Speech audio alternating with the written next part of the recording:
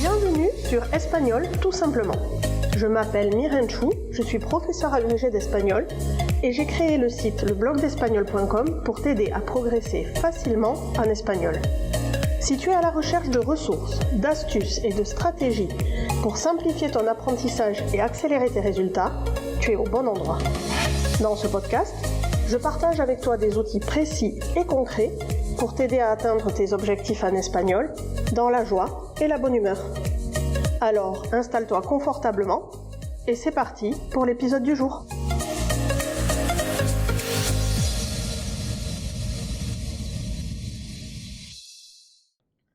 Hola, hola, je te souhaite la bienvenue sur ce nouvel épisode de Espagnol tout simplement. J'espère que tu vas bien. Aujourd'hui, comme tu l'entends, j'ai la voix un peu voilée. Ça fait plusieurs jours que je suis malade et j'ai une pharyngite, mais néanmoins, je me disais qu'il valait mieux t'enregistrer cet épisode que de ne rien te proposer du tout ce jeudi. Donc, je te souhaite la bienvenue par ici. J'espère que tu vas mieux que moi et que tu es enthousiaste à l'idée d'apprendre de nouvelles choses en espagnol. Est-ce que tu as déjà entendu des phrases comme vuelvo a hacer quelque chose ou llevo 3 años haciendo, sans vraiment comprendre ce qu'elle signifiait exactement ou sans mesurer la différence avec le verbe tout seul, c'est-à-dire le verbe hacer. Si c'est le cas, pas de panique. Ces constructions, qu'on appelle en jargon grammatical des périphrases verbales aspectuelles, ne doivent pas te faire peur. Bien au contraire, elles vont permettre d'ajouter de la nuance à une action que tu veux énoncer. Leur nom peut paraître intimidant, mais en réalité, leur usage est très simple et surtout très très courant. Ces petites locutions servent à indiquer si une action commence, est en cours ou se termine, et servent aussi à donner des précisions sur la durée ou la difficulté de l'action. Ce sont donc des outils précieux pour rendre tes propos beaucoup plus précis et plus naturels en espagnol que quand tu utilises simplement le verbe conjugué au bon temps. Dans cet épisode de podcast, je vais tout expliquer étape par étape et surtout sans jargon compliqué pour arriver à enrichir ton espagnol et à lui donner une tournure beaucoup plus naturelle et beaucoup plus idiomatique. Alors, tu es prêt? Vamos!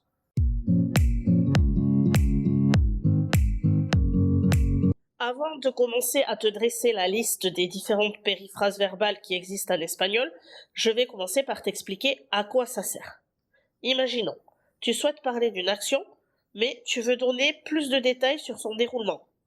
Par exemple, en français, dire « je mange » est très différent de dire « je suis en train de manger » ou encore « je continue à manger ». C'est toujours l'action de manger qui est évoquée, mais on y apporte une précision essentielle pour exprimer des subtilités dans l'action. Eh bien, en espagnol, c'est pareil. Je te prends quelques exemples concrets, mais rassure-toi, on va tout de suite détailler et je vais te donner les formules petit à petit en te les expliquant avec des exemples à chaque fois. Mais par exemple, si on dit voy a estudiar, je vais étudier, on parle d'une action dans un futur proche. Au contraire, la forme estoy hablando, estar gérondif va traduire je suis en train de parler et ça va indiquer une action en cours. Ou encore, acabo de comer, je viens de manger, cette phrase marque une action récente. Tu vois comment ces périphrases te permettent, associées au verbe, non seulement d'enrichir ton vocabulaire, mais aussi d'apporter beaucoup de clarté et d'expressivité à ce que tu dis.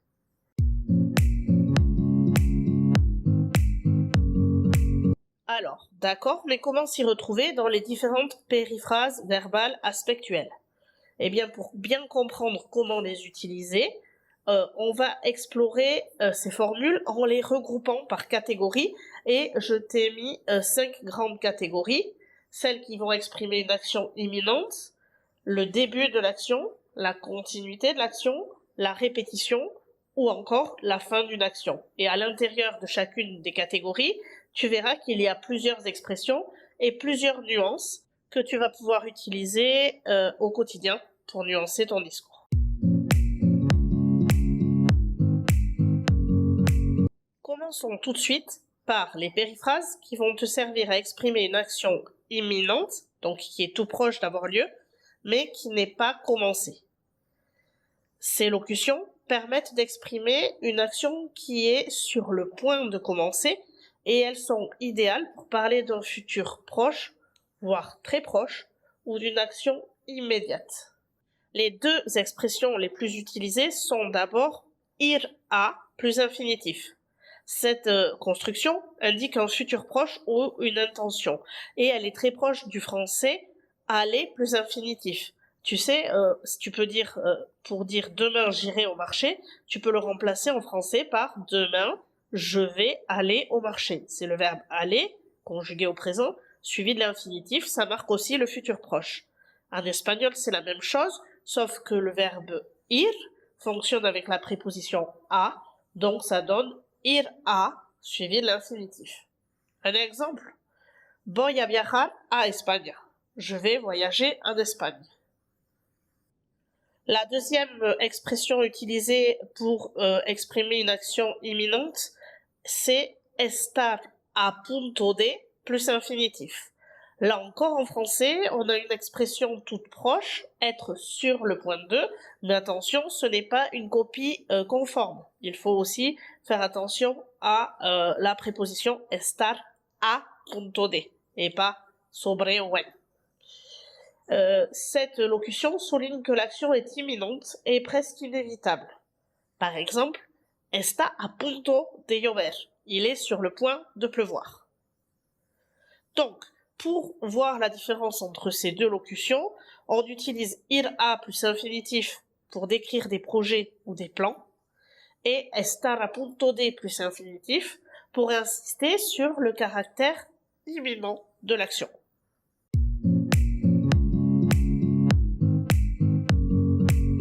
Voyons maintenant quelques périphrases qui vont nous permettre d'évoquer le début d'une action.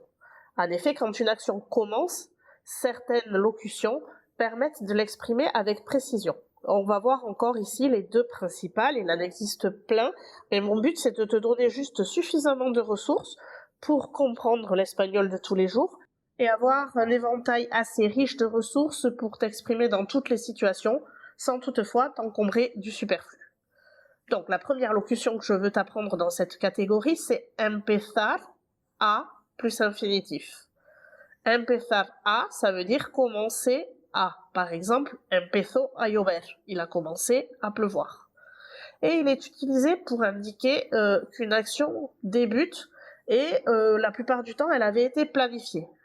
Au contraire, ponerse a plus infinitif est employé pour marquer le début soudain ou spontané d'une action. Par exemple, se puso a estudiar. Il s'est mis à étudier, mais on ne présupposait pas qu'il allait commencer à étudier. Ces deux périphrases, toutefois, sont souvent interchangeables et la nuance repose sur l'intention. Ponerse a insiste davantage sur un changement immédiat.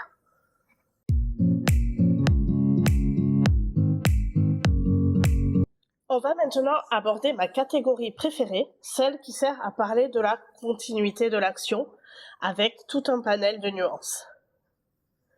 Les périphrases qui indiquent qu'une action se poursuit ou progresse sont très utiles pour décrire ce qui se passe au moment présent ou sur une période donnée. Parmi les plus courantes, on trouve la fameuse estar plus gérondif pour une action en train de se produire. Par exemple, está leyendo. Il ou elle est en train de lire. Está cocinando. Il ou elle est en train de cuisiner. Attention, si cette forme marque bien la continuité, le estar plus gérondif est beaucoup plus fréquent dans le discours espagnol que notre être en train de en français.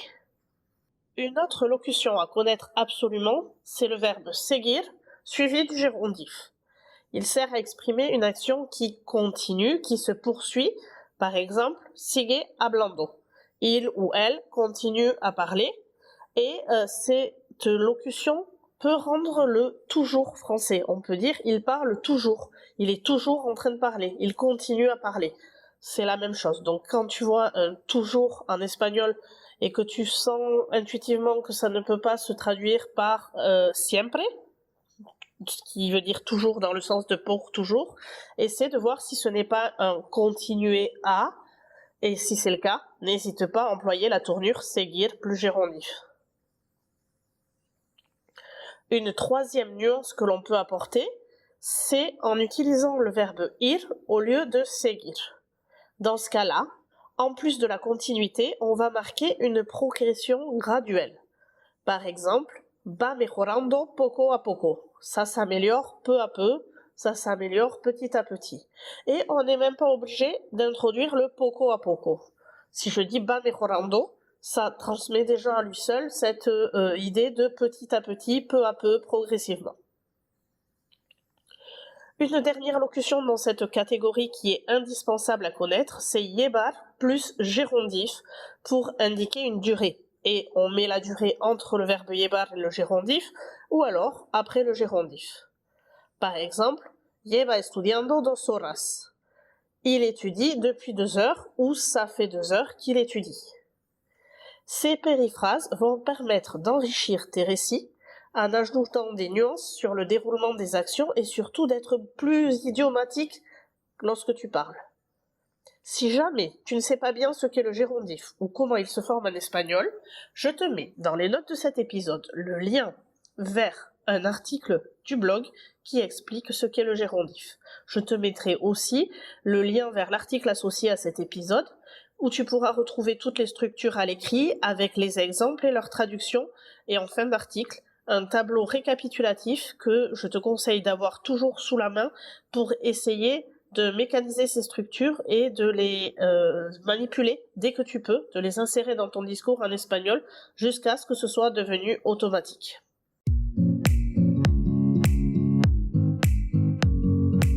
Il y a une structure qu'il te faut absolument connaître et qui exprime la répétition d'une action pour dire refaire, redire, enfin re plus verbe en français. Pour marquer une action qui se répète ou qui recommence, on va utiliser le verbe volver suivi de la préposition a et de l'infinitif. C'est une expression idéale pour exprimer une action qui, après avoir été interrompue, reprend. Par exemple, volvió a llamar. En français, on va le traduire par le fameux re avant le verbe, donc il ou elle a rappelé. Cela souligne l'idée de répétition ou de reprise. Volvió a decir, il a redit, ou il a répété tout simplement. Volvió a hacer, il a refait. C'est une locution extrêmement souvent utilisée et je ferai peut-être un épisode prochainement sur ce verbe volver qui a vraiment plein de significations qui sont extrêmement utiles au quotidien. N'hésite pas à me dire si ça t'intéresse en commentant cet épisode ou en m'envoyant un petit mail à hola@leblogdespagnol.com.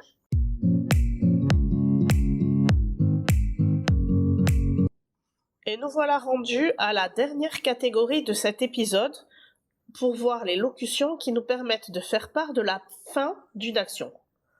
Pour parler d'une action qui se termine ou qui vient juste de se produire, on peut utiliser différentes expressions.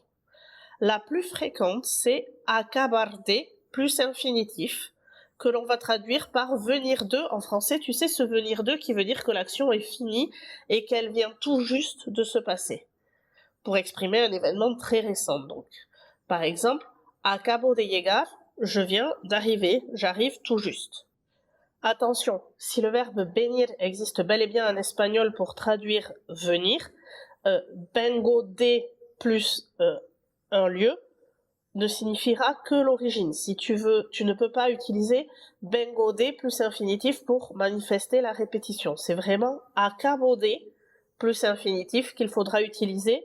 L'autre locution est fausse.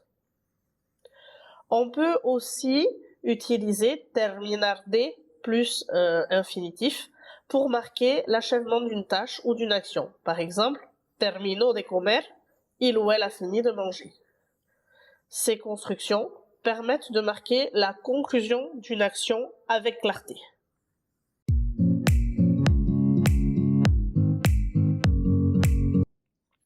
Voilà, on a fait un bon tour de ces périphrases verbales aspectuelles principales qui vont t'aider à enrichir ton discours, à le rendre plus naturel. Maintenant, pour les intégrer dans ton quotidien, il faut que tu essaies de les associer à une situation concrète. Par exemple, chaque fois que tu vas parler de tes projets proches, force-toi à utiliser ir a plus infinitif. Entraîne-toi aussi à rédiger des phrases simples et surtout imite les natifs. Regarde des séries, écoute des podcasts, des vidéos en espagnol et observe bien comment ces constructions sont utilisées très très fréquemment dans les contextes réels. Je te lance un petit défi. Choisis une de tes activités quotidiennes et décris-la en espagnol en utilisant une périphrase. N'hésite pas à m'envoyer ta phrase ou ton paragraphe, je le lirai avec plaisir. N'oublie pas que tu peux aussi m'envoyer des vocaux par mail. Et si tu as envie de te tester sur ce qu'on a appris ou de retrouver le tableau synthétique qui résume toutes les expressions vues, leur emploi et leur traduction, je te mets dans les notes de cet épisode le lien vers l'article de blog associé. Tu trouveras un quiz en fin d'article qui te permettra de manière autocorrective de tester tes connaissances. En tout cas, rappelle-toi que les périphrases verbales aspectuelles sont des outils essentiels pour rendre ton espagnol plus fluide et plus précis, et en comprenant leur usage et en les pratiquant, tu enrichiras considérablement ta manière de t'exprimer.